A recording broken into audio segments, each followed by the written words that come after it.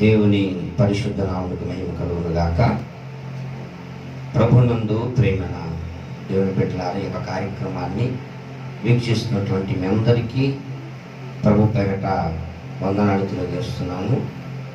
దేవుడు గడిచిన ఆదివారం నుండి ఆదివారం వరకు తన కృపలో కాచి కాపాడి భద్రపరిచి సజీవులుగా ఉంచి ఈ యొక్క ఆయన సన్నిధిని మనకు ఇచ్చినందుకు ప్రభు నామమునకు మహిమ కలుగును గాక. ఈ యొక్క సమయంలో ఈ ఆదివారపు ఆరాధనను ప్రార్థన ద్వారా ఈ యొక్క ఆరాధన కార్యక్రమాన్ని ప్రారంభించుకుందాం. దయచేసి అందరూ కూడా మీ యొక్క పనులు చేసుకున్నటువంటి వారు దయచేసి ఈ యొక్క కార్యక్రమంలో పాల్పంపులు పొందాలని ప్రభు పేరట మనం చేసుకుందాం.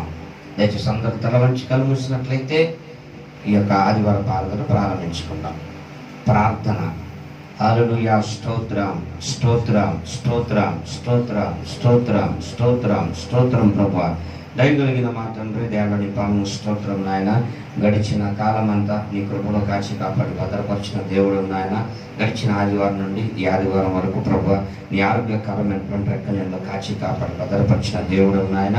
ఈ యొక్క సమయంలో ఆదివారం ఆరాధనలో నాయన నిన్ను స్తుతించడానికి, నిన్ను మహిమపరచడానికి, శ్రేష్టమైన నీ మాటలు వినడానికి ప్రభువా అయా యేసురాజా నీ బిడ్డలు కూడి వచ్చిండగా ప్రభువా ఈ యొక్క కార్యక్రమాన్ని వీక్షిస్తుండగా ప్రతి బిడ్డలను మీరు దీవించి ఆశీర్వదించమని ప్రార్థన చేస్తున్నాం. ఈ కోరికను ఆది నుండి అంతవరకు మీ ఆత్మసాధ్యం జరిగించి మీరు మాత్రమే మహిమ పొందమని నీకు స్తుతి స్తోత్రం చెల్లించుకుంటూ యేసు పరిశుద్ధ నామములో అడిగి వేడుకొని ప్రార్థన చేస్తున్నాం తండ్రి. ఆమేన్. ఈ యొక్క సమయంలో ఒక ప్రత్యేకమైన పాట మన వద్ద ఉన్నటువంటి రాజకుమారికి వచ్చి ఒక ప్రత్యేకమైన పాట పాడి ప్రభునామాన్ని మహింపరచాలని ప్రభు పేరిట మనం చేస్తున్నాం. జీవించు నేను ఇక మీదట నా కొరకే కాదు యేసు కొరకు జీవించును. జీవించు నేను ఇక మీదట నా కొరకే కాదు యేసు కొరకు జీవించును. నన్ను ప్రేమించిన ప్రభు యేసు కొరకే నాకై ప్రాణమిచ్చిన ప్రియ యేసు కొరకే జీవించును. జీవించును.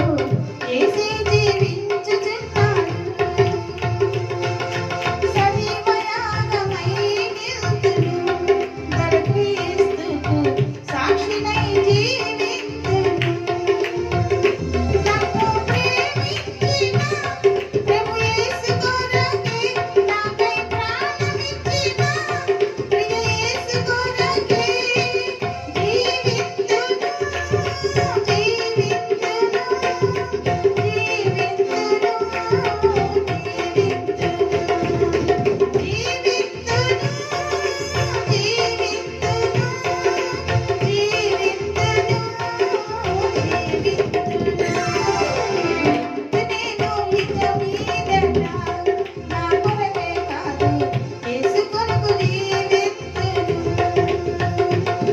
జీవింతునేను ఇక మీదట నా కొరకే కాదు యేసు కొరకు జీవింతును నన్ను ప్రేమించిన ప్రభు యేసు కొరకే నాకై ప్రాణమిచ్చిన ప్రియ యేసు కొరకే జీవింతును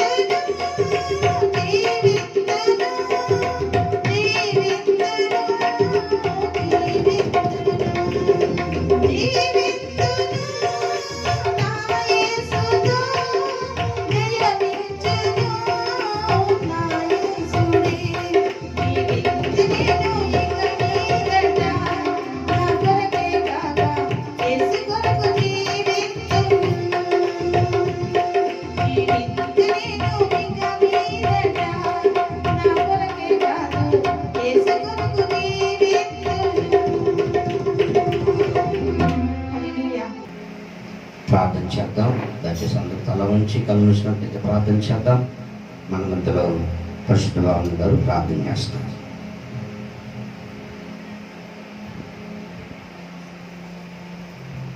దయగలిగిన మా తండ్రి, దయాళుడు, గండువు, సర్వోన్నతుడు, సర్వశక్తిమంతుడు, స్థుతులకు కారణభూతుడు ప్రభువా, అయా ఈ సమయాన్ని తరుణాన్నిచ్చిన గొప్ప దేవుడవు, ఈ యొక్క ఆదివారం సమయంలో నా ప్రభువా, అయా నీ సన్నిధిలో కూడి వచ్చిన మమ్మల్ని అందరినీ జ్ఞాపకం చేసుకున్న విధానాన్ని బట్టి మీకు స్తోత్రములు నాయన. ఇప్పుడు వరకు జరిగిన కూటాన్ని బట్టి మీకు స్తోత్ర. అయా జరగబోతున్న కూటానికి ప్రార్థన చేస్తున్నాం ప్రభువా. అయా దైవజనులను నాయన దీవించండి. అయా సిలువ చాటును మరుగుపరచండి ప్రభువా. అయా ఈడంతో అభిషేకించండి. దైవజనులు చెప్పబోవు అయా వాక్యాలు నా ప్రభువా, అయా మా హృదయాలలో పడి ఫలించినట్లుగా నీ కృపా సహాయం చేయండి. నీ సన్నిధిలో నీ మాటలు వినటానికి వినగలిగిన చెవును దయచేయండి, గ్రహించగలిగిన హృదయాన్ని దయచేయండి ప్రభువా. మీ ఆత్మ కార్యం జరిగించండి. అయా నీ సన్నిధిలో ఈ కూటాన్ని ఆదురున్నంత వరకు అధిగమించి నడిపించమని, ఈ యొక్క ఆదివారం సమయంలో ఈ యొక్క ఆరాధన అయా మీరే జ్ఞాపకం చేసుకోమని యేసుకరమైన నామములో వేడుకుంటున్నాము తండ్రి, ఆమేన్. ఇప్పటివరకు చక్కని పాట ద్వారా ప్రభు నామాన్ని మహిమపరచాం. అలాగే దేవుని సన్నిధిలో ప్రార్థన చేస్తున్నాం.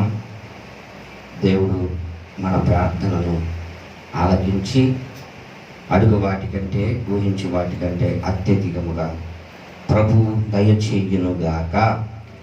ఆమేన్. యొక్క సమయంలో యొక్క ఆదివారం ఆరాధనలో కూడొచ్చిన మీ అందరికీ మరొకసారి ప్రభు పేరట హృదయపూర్వకమైనటువంటి వందనాలు తెలియజేస్తున్నాం. ఈ యొక్క సమయంలో కొద్ది నిమిషాలు దేవుని మాటలను మనం శ్రద్ధగా విందాం. ఈ యొక్క ఆదివార సమయంలో కొన్ని మాటలు మనం ధ్యానం చేద్దాం. యేసయ్య అలవాట్లు గురించినటువంటి కొన్ని మాటలు మనం ధ్యానం చేద్దాం. కొంతమందికి నిద్రపోయే అలవాటు, కొంతమందికి బూతులు మాట్లాడే అలవాటు, కొంతమందికి కొన్ని అలవాట్లను మనం చూస్తున్నాం. అలాగే ఒక్కొక్కరికి ఒక్కొక్క అలవాటు. కొంతమందికి మందు తాగే అలవాటు,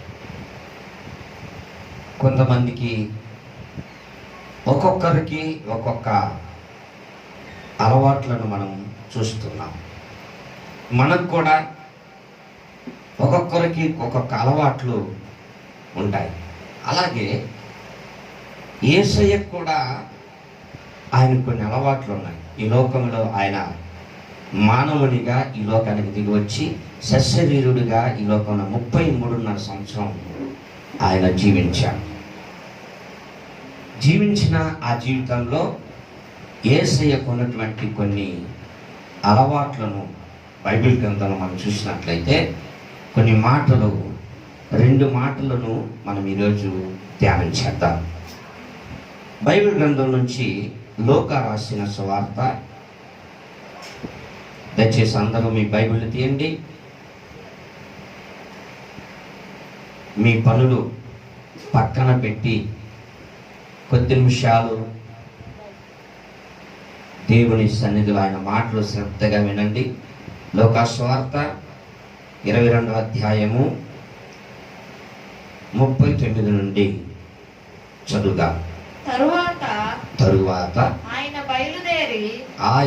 బయలుదేరి తన వాడుక చొప్పున ఒలీవల కొండకు వెళ్ళగా శిష్యులను ఆయన వెంట వెళ్ళిరి. ఆ చోటు చేరి ఆయన వారితో, మీరు శోధనలో ప్రవేశించకుంటున్నట్లు ప్రార్థన చేయుడని చెప్పి వారి యొద్ద నుండి రాతివేత దూరం వెళ్ళి మోకాళ్ళుని, తండ్రి, ఈ గిన్నె నా యొద్ద నుండి తొలగించుటకు నీ చిత్తమైతే తొలగించుము, అయినను నా ఇష్టము కాదు నీ చిత్తమే సిద్ధించును గాక అని ప్రార్థించెను. చాలండి. ఇక్కడ మనం చూసినట్లయితే యేసు ప్రభువారి మొట్టమొదటి అలవాటు ఏమిటి అంటే ప్రార్థన చేసే అలవాటు. ప్రియమైన దేవుని బిడ్డలారా, ప్రార్థన చేసే అలవాటు ఆయన తన వాడుక చొప్పున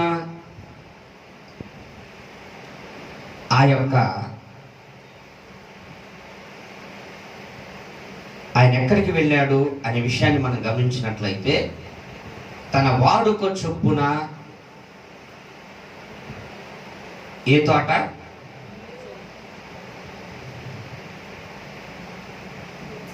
గెత్సేమనే తోటకు వెళ్ళాడు. ఆయన ప్రార్థన చేసే స్థలం అది. తన వాడుక చొప్పున ఆ గెత్సేమనే తోటలోనికి వెళ్ళి దేవుడి సన్నిధిలో ప్రార్థన చేస్తున్నారు.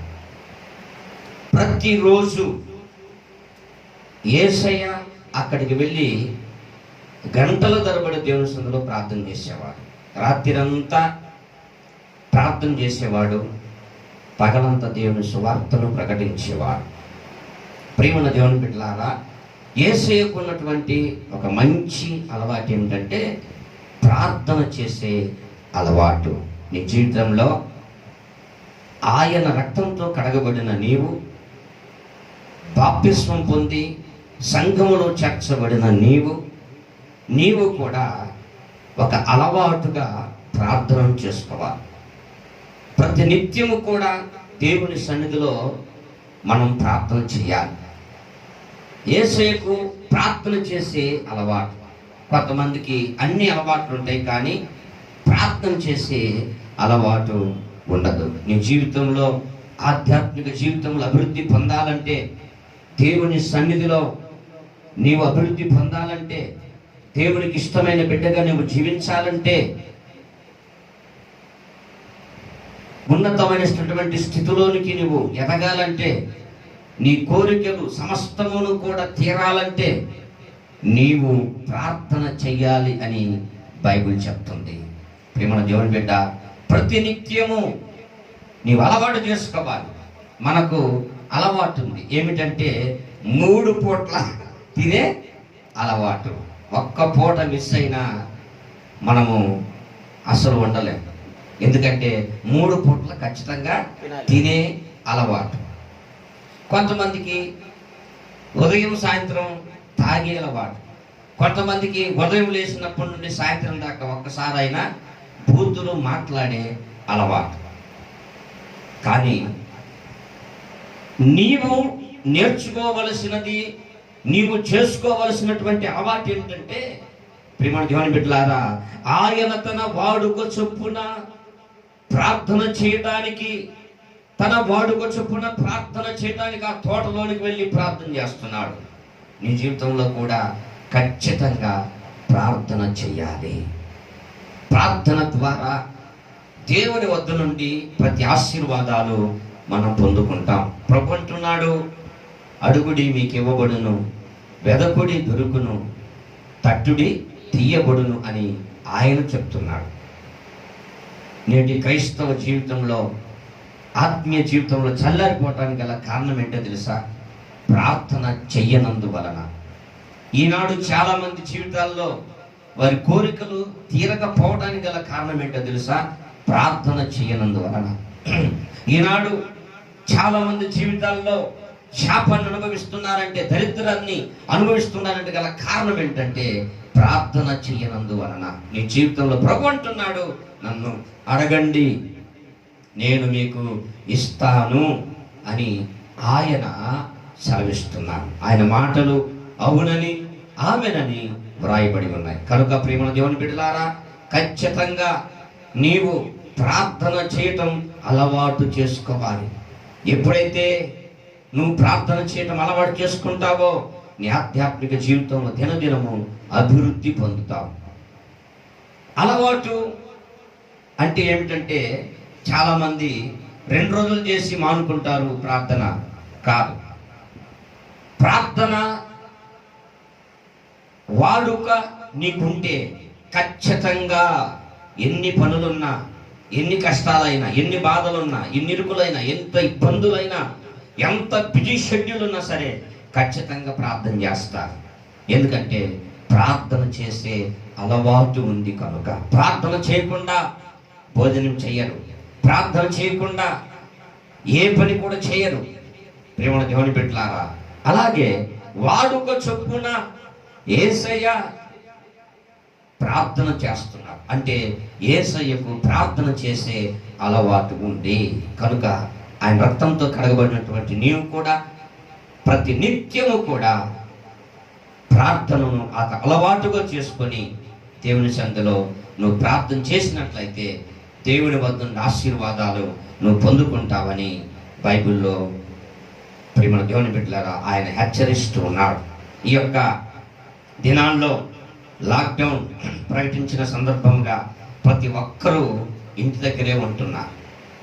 అయ్యో దేవుడు ఒక మంచి అవకాశాన్ని ఇచ్చాడు, సద్వినియోగం చేసుకుందామని ఆలోచన లేకుండా కొంతమంది తిన్నామా పడుకున్నామా తెల్లారిందా అని చెప్పేసి అదే ఆలోచనతో ప్రార్థన చేయటం కానీ, ప్రార్థనకు దేవుని సన్నిధిలో గంట సేపు ప్రార్థనతో గడపటం కానీ, ఆయనతో బైబిల్ చెప్తుంది సమయమును పోనివిగా సద్వినియోగం చేసుకోమని వాక్యం చెప్తుంటే ఈనాడు చాలామంది క్రైస్తవులు ఈ యొక్క సమయాన్ని పోగొట్టుకుంటూ ప్రార్థన చేయకుండా సమయాన్నంత వ్యర్థం చేస్తున్నారు. కనుక ప్రియమైన దేవుని బిడ్డలారా, ఈ యొక్క ఉదయకాల సమయంలో వాక్యం చెప్తున్నటువంటి మాట ఏమిటంటే ప్రార్థన చెయ్యాలి, ప్రార్థన చెయ్యాలి. ప్రార్థన చేయకపోతే నేను పాపము చేసినట్లని భక్తులు చెప్తూ ఉన్నారు. నీ జీవితంలో ప్రియమైన దేవుని బిడ్డల భక్తులందరూ కూడా ఆది సంఘము కట్టబడిన తర్వాత వారందరూ కూడా అపోస్తలుల బోధ యందును, సహవాసమందును, రొట్టె విరుచుట యందును, ప్రార్థన చేయుట యందును ఎడతెగకుండా ఉన్నారు.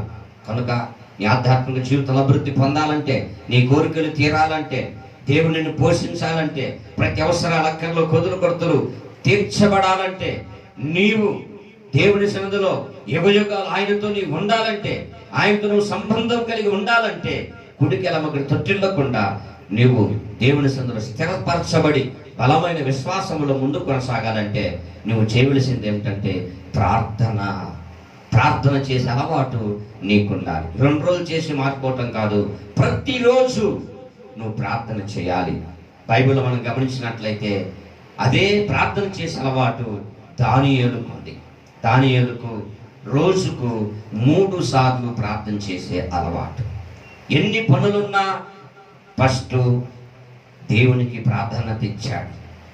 ప్రేమ దేవుని బిడ్డ సింహపు బోనులో వేసినప్పటికీ కూడా ప్రార్థన చేయటం మానలేదు, తన అలవాటును మార్చుకోలేదు.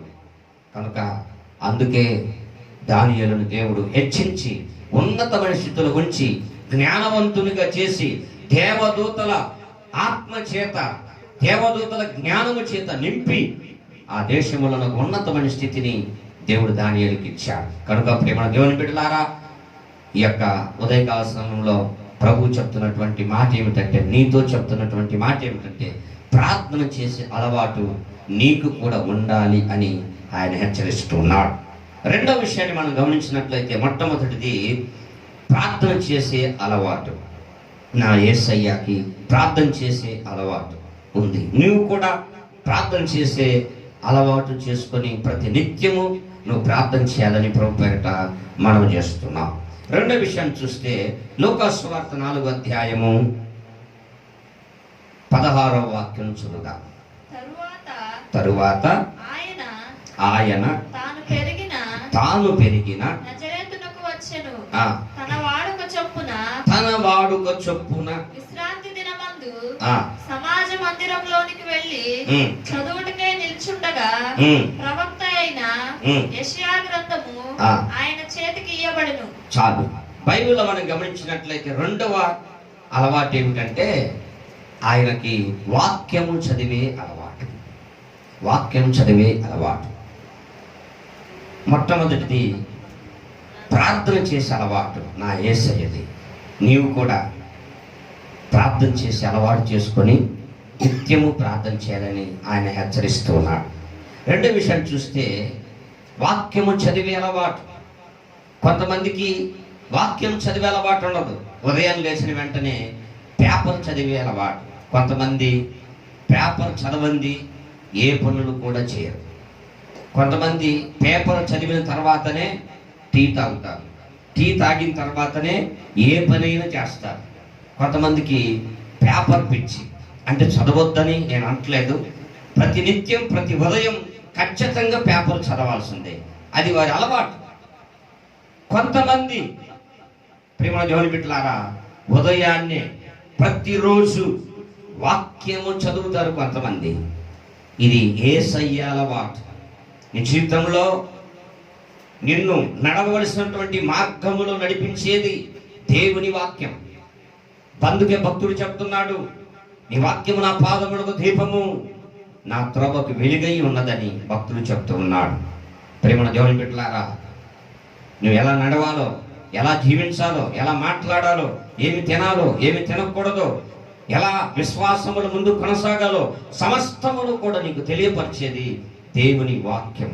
కనుక ప్రతి నిత్యము నువ్వు వాక్యము చదవాలని ఆయన హెచ్చరిస్తున్నాడు. అందుకే భక్తుడు అంటున్నాడు, దుష్టుల ఆలోచన చొప్పున నడవక, పాపుల మార్గము నిలవక, అపాసుకులు కూర్చుండక యెహోవా ధర్మశాస్త్రమును ఆనందించుచు దివారాత్రములు దానిని ధ్యానించువాడు ధన్యుడు అని బైబిల్ చెప్తుంది. ప్రేమణ దేవుని బిడ్డలారా, ఈ యొక్క ఉదయకాల సమయంలో దేవుని సన్నిధిలోనికి ఈ యొక్క కార్యక్రమాన్ని వీక్షిస్తున్నటువంటి నీవు ఈరోజు నువ్వు బైబిల్ చదివావా? ఈరోజు నువ్వు బైబిల్ చదివావా? ఈ వారములో బైబిల్ చదివావా? ఈ నెల ఒక్కసారి నువ్వు బైబిల్ చదివావా? బైబిల్ కొన్నావు 2000 బట్టి, కానీ ఏం చేసావు? బైబిల్ పక్కన పడేసావు. మనల్ని ఎప్పుడు గుర్తొస్తుంది బైబిల్? ఆదివారాలు, కొంతమందికి అయితే క్రిస్మస్ పండగకి, ఇంకా కొంతమందికి అయితే జనవరి 1కి, ఇంకో కొంతమందికి అయితే గుడ్ ఫ్రైడేకి, ఇంకా కొంతమందికి అయితే ముఖ్యమైన ప్రార్థనకు మాత్రమే బైబిల్ గుర్తొస్తుంది. అలా కాదండి, ప్రతి నిత్యము బైబిల్ చదవాలి. బైబిల్లో జ్ఞానం ఉంది, బైబిల్లో ఆశీర్వాదం ఉంది. ఆయన మాటలు చుంటు తేనె ధారల కంటే అతి మధురమైన మాటలు. ఆయన మాటల్లో శక్తి ఉంది, ఆయన మాటల్లో జీవం ఉంది, ఆయన మాటల్లో నిత్య జీవం ఉంది. పరలోకానికి నిన్ను తీసుకెళ్లేది ఆయన మాటలే. ఆయన రూపంలోనికి నిన్ను మార్చేది వాక్యమే. కనుక వాక్యము ప్రతి నిత్యమును చదవాలి. ఎవరైతే వాక్యం చదువుతారో వారు పచ్చగా ఉంటారు. అందుకే బైబిల్ చెప్తుంది, నీటి ఒడ్డున నాటబడిన చెట్టు ఎలా ఉంటుందంటే పచ్చగా ఉంటుంది. అలాగే దేవుని వాక్యం ప్రతిరోజు ఎవరైతే వాక్యం చదువుతారో వారు ఆధ్యాత్మిక జీవితంలో, ఆర్థిక విషయంలో, ఆరోగ్య విషయాల్లో, అన్ని విషయాల్లో కూడా పచ్చగా ఉంటారు. నీ కుటుంబం, నీ వ్యాపారం, నీ ఆధ్యాత్మిక స్థితి పచ్చగా ఉండాలంటే నువ్వు ప్రతి ఉదయం దేవుని సన్నిధిలో ప్రతిరోజు వాక్యం చదివే అలవాటు నువ్వు చేసుకోవాలి. ప్రేమ దేవుని బిడ్డలారా, చాలా మంది అంటారు మాకు రాదండి, చదవటం రాదని చాలా మంది అంటారు. రాకపోయినా సరే న్యూస్ పేపర్ చదువుతారు, రాకపోయినా సరే కష్టంగా చదువుతారు, కష్టంగా ఇష్టంగా చదువుతారు. అలాగే అంత ఇంట్రెస్ట్గా బైబిల్ చదవరు. ప్రేమ దేవుని బిడ్డలారా, కనుక వారి జీవితాల్లో దేవుని వద్ద నుండి ఆశీర్వాదాలు కోల్పోతూ ఉన్నారు. ఈ యొక్క సమయంలో వాక్యం హెచ్చరిస్తుంది, నీవు వాక్యము చదివే అలవాటు నీకుండాలి. నా యేసయ్య ప్రార్థన చేసే అలవాటు నా యేసయ్యకు ఉంది. నీవు కూడా ప్రతినిత్యము ప్రార్థన చేయాలి. రెండవది నా యేసయ్య అలవాటు ఏమిటంటే వాక్యం చదివే అలవాటు. నీవు కూడా వాక్యం చదవటం నువ్వు అలవాటు చేసుకొని ఎప్పుడైతే వాక్యానుసారంగా నువ్వు జీవిస్తావో, ఎప్పుడైతే నువ్వు వాక్యం చదువుతావో, నీ జీవితంలో దేవుడి నుండి వచ్చే ప్రతి ఆశీర్వాదాలు నువ్వు అనుభవిస్తావు. కనుక ఈ యొక్క సమయంలో వాక్యం వింటున్నటువంటి దేవుని బిడ్డ ఈ రోజు నుంచి ఒక తీర్మానం చేసుకొని, ప్రభు నేను రోజు ప్రార్థన చేస్తాను నాయన, రోజు వాక్యం చదువుతాను ప్రభు అని నువ్వు తీర్మానం చేసుకున్నట్లయితే ప్రభు నిన్ను ఆశీర్వదిస్తాడు. అట్టి కృప పరిశుద్ధాత్మ దేవుడు మనకు అనుగ్రహించును గాక. ఆమేన్. ప్రార్థన చేద్దాం. అందరూ కూడా తల్ల వంచి కనుమూయండి. ఎత్తబడిన వాక్యాన్ని బట్టి అందరూ కూడా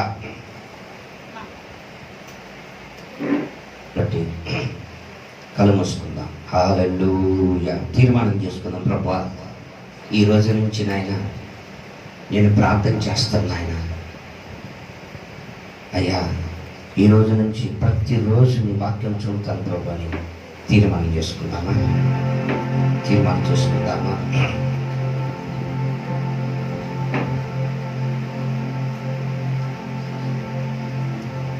ప్రార్థనే నీ పాప భార మెల్లదించెనే, పరుని దాశ పంగములను తెంచివేసెనే. ప్రార్థనే నీ పాప భార మెల్లదించెనే, పరుని దాశ పంగములను తెంచివేసెనే. పరిశుద్ధుని చెంత చేర్చెనే, ప్రాణమునకు సేద తీర్చెనే. ప్రార్థించుచుంటివా విశ్వాసీ, ప్రార్థన మరువకుమా పరదేశీ. ప్రార్థించుచుంటివా విశ్వాసీ.